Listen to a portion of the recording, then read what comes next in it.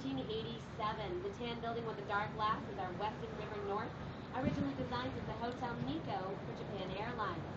The blue glass building with its steel ivings is our American Bar Association. This building has the same designer Bruce Grant, who worked on the former Sears Tower, as well as our band complex. Now we're coming into view of an excellent example of the architecture on the river over 90 years ago. Our Reed Murdoch Center was completed in 1914 by George Nimmons and Associates. It's typical of our Chicago warehouse style we would have found on the river. Now, it's a reinforced concrete building with a masonry exterior and terracotta ornamentation. At first glance, you might think this building is symmetrical. That's not the case. We actually have more bays and sets of windows to the east or right side of the building than the left or west side. One bay had to be removed for the widening of our LaSalle Street Bridge. Note the clock tower. This is actually very common of our downtown area at the time. In the early 1900s, it was too expensive for most people to afford this one. We're very proud of our next building. 300 North LaSalle Street has a gold LEED standard. LEED means leadership in energy and environmental design. This is a very green building.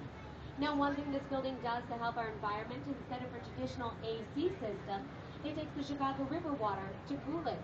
Now, when that water re-enters our river, it's cleaner than when it left. Not only does this save the building electricity, but it also saves our city roughly 5 million gallons of drinking water annually. We're coming into view of the world's largest LEED rated building, the Merchandise Mart, has a silver LEED standard. Now, the Art Deco style building was completed in 1931 by Graham Anderson Probst and White. It was built to consolidate 14 major wholesale warehouses of the Marshall Field Company. Now, that made it the largest building in the world for interior space until the completion of the Pentagon. It sits on 2 city blocks, 5 acres, has over 8 miles of corridor, 4.25 million square feet in space, and is so large that until 2 summers ago, the building needed its own zip code. Kennedy family purchased this building after the Depression on back taxes. At the time, they paid roughly $13 million for it. Held on to it and sold it in 1998 for a small profit of $575 million. Now, you'd think a building large enough to need its own zip code for most of its history would have all the space it could need. Not the case. They built this extension next door. Now home to our Chicago Sun-Times, this was originally the Apparel Mart, an apparel showroom for the Merchandise Mart. Now, originally, this building on our right-hand side had no windows. That's because it's believed that apparel is better to be viewed under artificial light rather than natural light. The new tenants moved in, and of course, they wanted some sun coming through those halls, so they added the windows. Unfortunately, it did not do a lot to help our poor building. The American Institute of Architects still voted it one of the dreariest along our Chicago River. Now, if you see that area in front, that parking lot with the grassy hill and the trees, I know it's not that exciting, but that's historical Wolf Point. Downtown Chicago, 1825, to give you an idea of how much we've expanded. Now, at Wolf Point, it says that the Saginaw Hotel stood, and that is where we decided our name for the city. Chicago, a Native American term meaning 2 things. First, strong and powerful, which of course we love, and second, wild smelly onions, which of course we ignore. Now, we are entering our north branch of the river. If you're able to do so, look to the front and left of the boat. When I need you to look back to the right, I'll always let you know. We're coming into view of an unusually narrow building. This is our Residences of Riverbend, completed in 2002 by the Stefano and Partners. Now, this building is unusually narrow to accommodate this bend in our river. Now, it's unique in that most condominium towers will locate the corridors to the interior and have all the units around the exterior. This building put all of its corridors to the western side. This gives all of the units a breathtaking eastern view of downtown Chicago in the main branch. The building was actually so narrow they couldn't fit a traditional parking garage or ramp. So if you own a car in the building, you drive it up and hand your keys to an attendant who has to put it in an elevator and park it for you. The Fulton House is coming into view next is this pink building on the left. Originally in 1908, this was the North American Cold Storage Warehouse designed by Frank D. Abbott. At the time, the walls were lined with frozen horsehair and cork for insulation. 1982, a gentleman named Harry Wheat moved in and redid the building into loft-style condominiums. Now, he had to let that building thaw out for an entire year before he removed 500 truckloads of horsehair and cork within the walls. Now, Weiss gave us our Chicago River cottages. They're a series of 4 cottages completed in 1988. Notice that strong emphasis on rooftop or triangles and more porthole windows. President Weiss was a sailor as well as an architect, and a majority of his work was Weiss's very strong nautical themes. Those triangles were representative of masts on sailboats. It's difficult for us to assess the value of the cottages because the original owners have never put them on the market. Pull your attention to the right. We've started to pass the East Bank Club. It's a sports, health, and fitness club. It was completed in 1979 by Ezra Gordon and Jack and Levin and Associates. Originally, in the 1970s, when our river was densely polluted, they constructed the building with its back turning on the river or facing west. As we've taken efforts to clean up the river, you can tell they've drawn a little more attention to the side of the building with landscaping as well as a walkway. Now, this house club is what we call where our jet set sweats along with a hefty membership price. You can expect to find the likes of Oprah on the elliptical next to you, or President Obama when he was a Chicago resident. Pulling your attention to the left, we've started to pass Kinsey Park.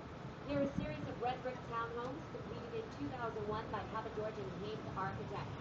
Models will look like European row houses with a strong emphasis on rooftop terraces and balconies. Note that river promenade in front of the homes. It's interesting to note the change in our attitude towards the river with the late 1970s in our East Bank Club and the early 2000s with Kinsey Park. As we've taken the efforts to clean up the river, residential boom along it. Every one of those townhomes sold for $1.2 million. Everyone sold before the ground was even broken on the development. Pull your attention to the right. We are coming into view of the River Bank Lofts. Now, originally in 1909, this was a printing press company. It's a great example of what we call adaptive reuse in the city. We had a large amount of industry on the river. When that industry picked up and moved away, the sound structural buildings left behind became wonderful residential spaces. Originally, like I said, that was a printing house company. It was designed by the architect George Nimmons, who gave us the Reed Murdoch Center, that asymmetrical building on the river. It's now home to something known as a soft loft space. Chicago has a little bit of a love affair with the soft loft. It refers to a completely open living area. There's nothing that separates our living room, our dining room, and our kitchen. Now, the reason why it's so common is because of freedom. It allows its residents to lay out their floor plan how they wish.